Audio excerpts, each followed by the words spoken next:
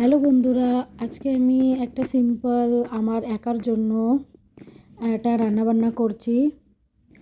এটা হচ্ছে একটু কাঁচা কলা আর আলু, সিম, একটু চাল কুমড়ো দিয়ে রুই মাছ দিয়ে একটা পাতলা ঝোল।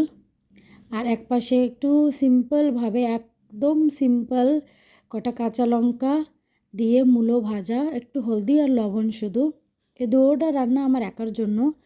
আমি যেখানে আমার বিয়ে হয়েছে সেখানে আমি একটা পাঞ্জাবি ফ্যামিলিতে আমার বিয়ে হয়েছে। এরা কেউ এসব রান্না খায় না, আমার একারই খাওয়া লাগে।